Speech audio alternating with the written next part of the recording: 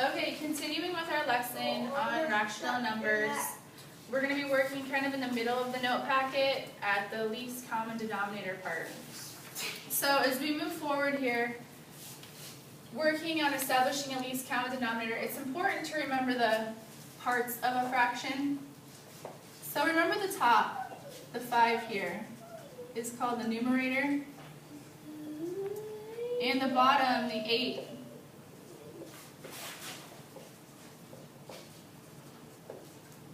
that's the denominator. So when we say we're finding the least common denominator, we're focusing mainly on the bottom portion of the fraction.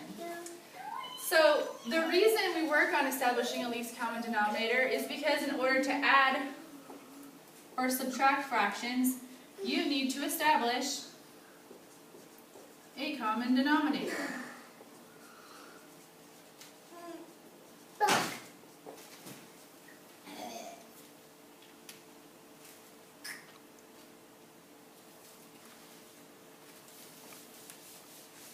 Okay, let's take a look at number 1. Our first two fractions here are 5 over 8 plus 11 over 12. So to find the least common denominator, we're going to consider multiples of 8 and 12, and we're going to pick the smallest multiple they have in common. So let's think about multiples of 8.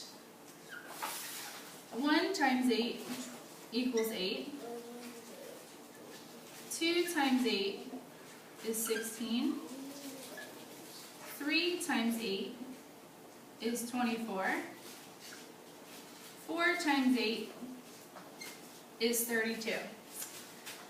So let's take a look at multiples of 12 and we'll see if they have any of these in common. 1 times 12, that's 12. 2 times 12, that's 24. 3 times 12, that's 36. So let's take a look here. 8, that's down and count 16, 24. 24. Okay, so 24 is their least common multiple that they have in common. So if we can establish the lowest common denominator of 24, we'll be able to add these fractions. So our fractions were, just recopy them here, 5 eighths and 11 twelfths. Our fractions were Mr.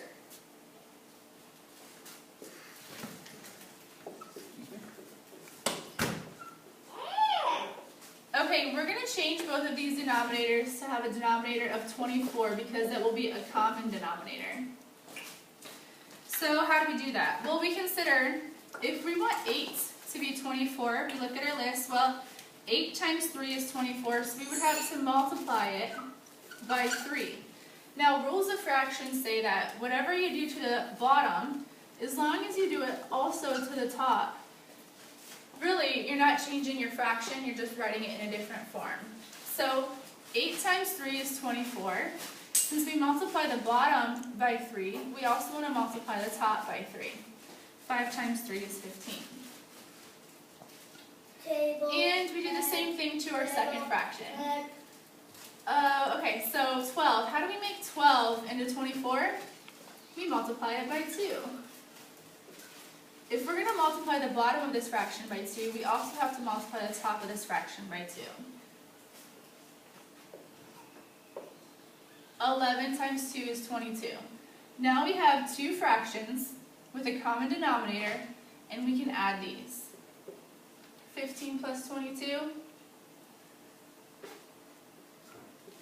37 over 24.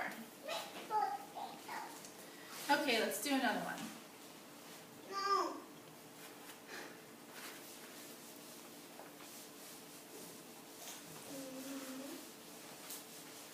Number 2, we're looking at 1 over 9 plus 5 over 6. We're going to do the same thing. Remember, we're working with denominators, so we take the number on the bottom.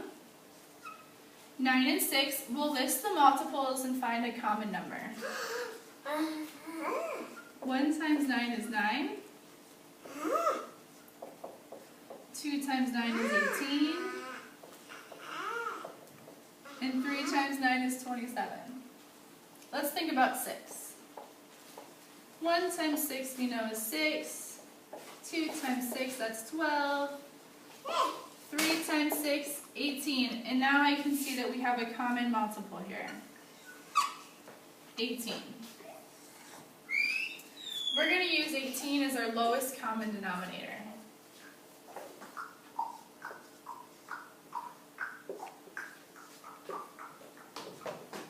So again, I have to consider, how do I change 1/9 into a fraction with the denominator of 18?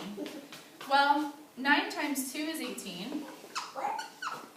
And I know I can't just multiply the bottom of this fraction by 2, I also have to multiply the top. 1 times 2 is 2. And I'll do the same thing here with the 6. How do I make this 6 into an 18? Well, I multiply it by 3. I can't just do it to the bottom, I also have to do it to the top. So now I have two fractions with a common denominator, and I can add them. 2, I'll just add right across the top. 2 plus 15 is 17. And leave that denominator 18.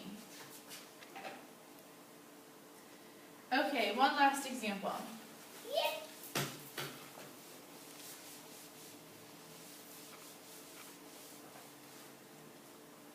Okay, we're going to find a least common denominator by looking at both denominators of these fractions. Our first one being 28.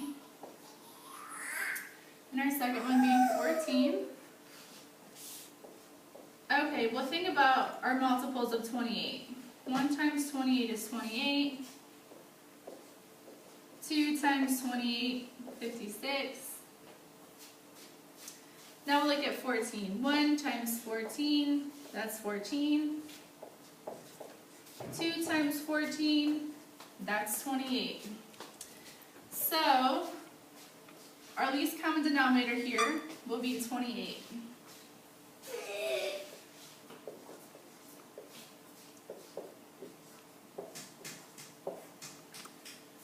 Okay, so now looking at my first fraction, 4 over 28, what would I have to do to 28 to make it look like our least common denominator? Well, nothing. 28 times 1 is 28.